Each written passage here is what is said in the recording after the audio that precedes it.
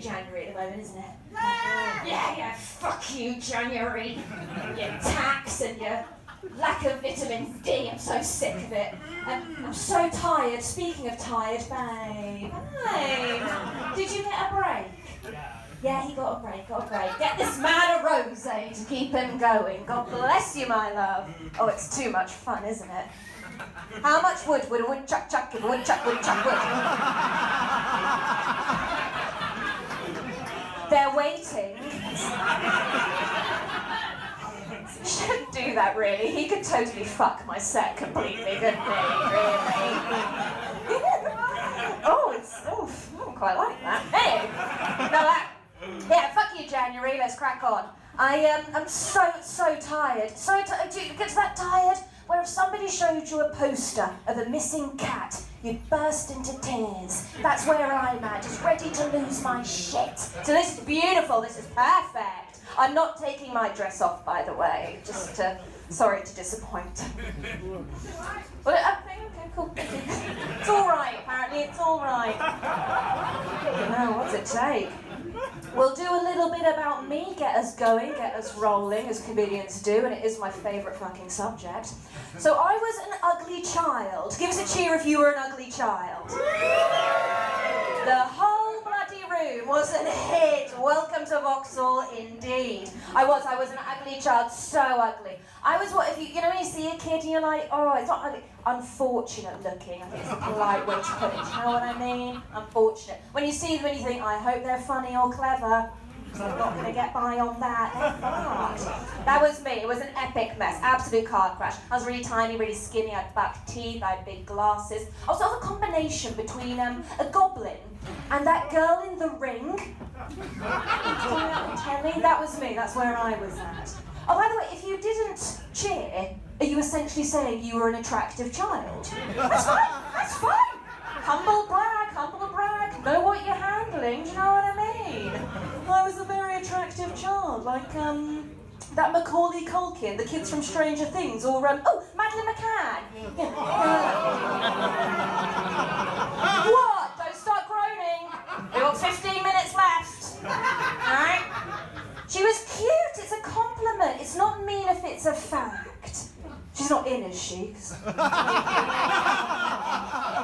Bloody awkward, wouldn't it, sweetheart? I wasn't just an ugly child, though. I was also a disabled child, hence the booking for tonight. But don't worry about it, sweetheart, don't worry. I can only see out of one eye, and the one that works is a bit sort of temperamental, a bit part-time as an eye. Don't get hung up on it, sweetheart, don't get hung up on it, it's just a teeny-weeny disability. Not a big deal, I'm fine. I mean, look at me. Because I can't.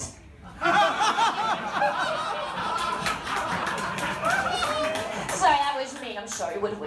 That wasn't very nice. Don't worry, baby. I've got this. I'm a professional disabled. So the big secret with disability is basically, if you're disabled, you're fine. We've got the disability, we get on with it. It's all everyone else that makes it a bit of a problem, isn't it? Yes, thank you. Able-bodied freaks, basically. Or as I call them, 2020 pricks. And it's also the year 2020. This shit writes itself, babe. Good, fine. And do you know what I say to any... Have I got some fellow disableds in? Yay! Christ, like a call to arms, isn't it? We found a leader, let's go! It's very true. Use it. This is my advice. Use it for everything you can. Flog the shit out of it to get stuff, right? For instance, I have one of those parking badges. Means I can park anywhere. I don't even drive, sweetheart. I can wear a monocle and justify it. Think about that. And my favourite one as well is I can pretend to not see people I don't want to talk to. Hi, Georgie. It's like, oh, who is that? Bye. And I'm gone. And of course, the disabled toilets, fucking cracking, aren't they? 9 times out of 10, they're beauties, aren't they? They're lovely, lots of space, full-length mirror, you can watch yourself poop, whatever you do in there.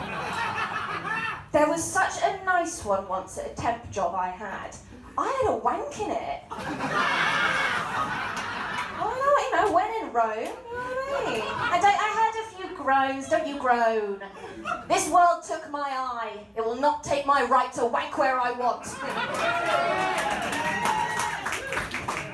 Yeah, and good night. She's gone. So yes, I was a disabled child as well. But yeah, what did I say? Ugly child. Yes, I was an ugly child. That was far worse. It really was. Yeah, absolute mess. I swear to God, my mum, right, I was so ugly. I swear. She tried to pick up other kids at the school gate. Like, she was trading me in for another model, do you know what I mean? Like, well, I'll take this cute blonde one that looks like Madeline. Come on.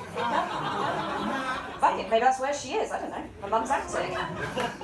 This isn't Portugal. I don't know. Go on, strap in. What's happening? And I swear as well, my parents used to walk about 10 yards behind me, as if they didn't want people to know I was with them, I was that ugly. Or hoping I would get, like, kidnapped or stolen or something. But I was too fuck ugly, so it never happened, do you know what I mean? Too damn ugly. But I think my dad was hoping for a sort of Taken situation. You know the film Taken? Liam Neeson, his daughter gets stolen because she's a muppet and he has to go bloody find her, that one. Yeah, it would be that sort of scenario, but Daddy wouldn't come and get me. Leave them to it, really. And to be fair to my daddy, he's not Liam Neeson, ex-CIA, double-R man. His name's Tony. He's a housing surveyor, and he has a moustache. So the worst he could threaten the kidnappers is, I'll downvalue your London property so it's hard for you to remortgage. Pretty scary in the current climate, I think we can all say on that. Absolutely, was so ugly. I know what you're all thinking. Oh, hang on, they found me. I know what you're thinking, sweetheart. The years have been kind. Or not, whatever. I don't know, what does it take? It's nothing to do with years, sweetheart. Basically, I got to about 17. My mum took a look and was like, shit, Tony, it is not improving. If anything, she's getting uglier. So let's throw money at it until it's pretty, basically. Braces, steroids, whatever it fucking took. And if you don't believe how ugly I was, true story, I was so ugly. When I was 11 years old, I met Jimmy Savile. And even he wasn't interested. Like, don't you groan, okay? It happened to me. Tough on a kid's ego, that. Remember, it's not mean if it's a fact. I love my job. Anyway, one thing I do know about me, for sure, I love gossiping. Give me a cheer if you like gossip. Yeah! Oh yeah, beautiful! Oh, my people. Religion. I love gossiping. I love hearing it. I love giving it. I love eating it. Just nom gossip. I'm like a crackhead who needs their fix every day, but instead of smack, it's just like wondering what happened between Caroline Flack and that guy. What did he say? What did he say to set her off? You know what I mean? Bloody Flack. Not a loss, is it, to our TV screens? Just too mad. Grinding. Love gossiping. Absolutely love gossiping. And it's been royals at the moment. It's more gossip than I can bloody handle, crikey. Harry and Meghan, just stop. I can't handle it. The scandal of it. And neither can the papers. 17 pages. The Daily Mail gave to it when the story dropped. It's ridiculous. Even Madeline didn't get that many. I mean, they both quit their families in very different ways, though. Very different. All right, no more about Madeline. It's just not fair. Harry and Meghan, she just couldn't handle it, could she? She couldn't handle being a royal, that's fine. It looks bloody ridiculous, doesn't it? It looks like a ridiculous job. And the press were mean to her, and she got upset. Oh my God, the press were mean to me. They said my outfit looked shit. It did look shit. We are going to talk afterwards, sweetheart. You, me, and a rose. It's going to be beautiful. It did look shit. Not mean if it's a fact, Meghan. But oh my God, look shit. But Meghan, sure, fair enough, get a bit upset, but suing the press, I mean, consider yourself fortunate, because they killed the last princess. So, if anything, she got out of it well. Don't you dare say it's too soon for Diana Jones. Don't you dare. She here? That's okay.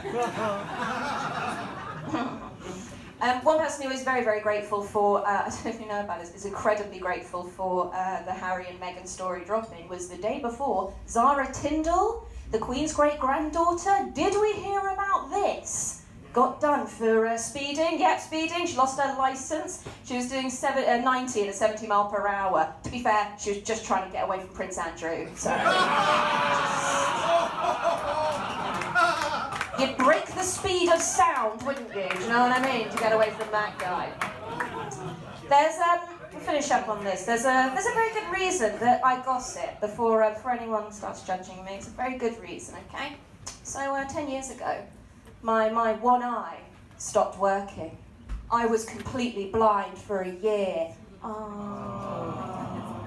I love that. I was completely blind for a year. And I moved back with my parents. The doctors didn't know if I would see again. It was a really tough time, really tough time. And my old mates would come and visit me and, you know, keep me abreast of what was going on. It was, you know, great for them to come around and talk to me. And my mate Drew came round. Drew's a great friend. He's my best friend now. Great guy. He's really nice. He's really tall. He's 6'5". He can like reach stuff. And he always lends me money. He's a terrific friend. And he wanted to cheer me up. Oh, best way I can describe Drew actually. Best way I can describe Drew is he likes to play a game called cock or ball. Somebody knows how to play it down there.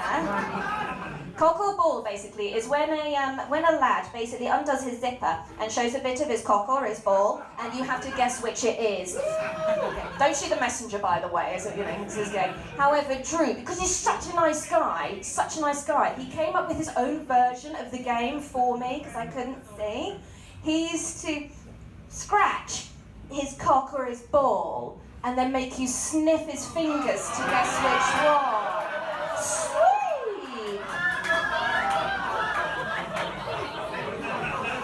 Oh, God. If you see him tonight, you run, okay? You just run.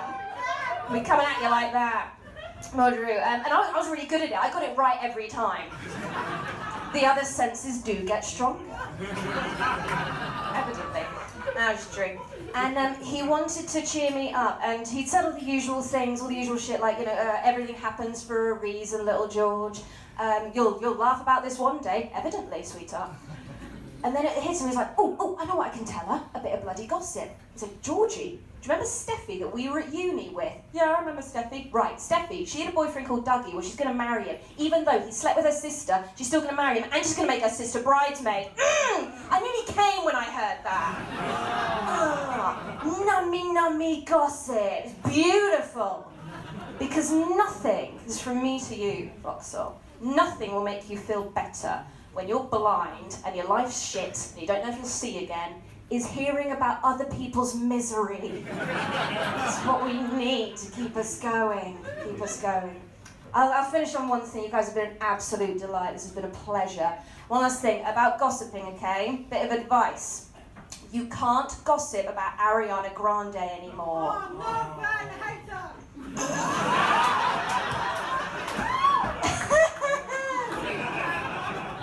It's alright, the punchline doesn't matter. Oh my God. Right, should we start it again? Can't gossip about Ariana Grande anymore. Thanks, terrorism. Oh. See, it's fucked, isn't it? It's ruined. She could get caught fingering a kitten and she'd get away with it. See, terrorism ruins everything. Well, except her career. Oh my God, that was fun. Whoever yelled out, come and find me afterwards, because that was terrific. This stuff really does write itself. Guys, you've been an absolute pleasure and a delight. I've been Georgie Morrell. Please welcome Rose back to the stage. Thank you. Ladies and gentlemen, please put your hands together. You've been fucking lovely. The lovely Georgie Morrell.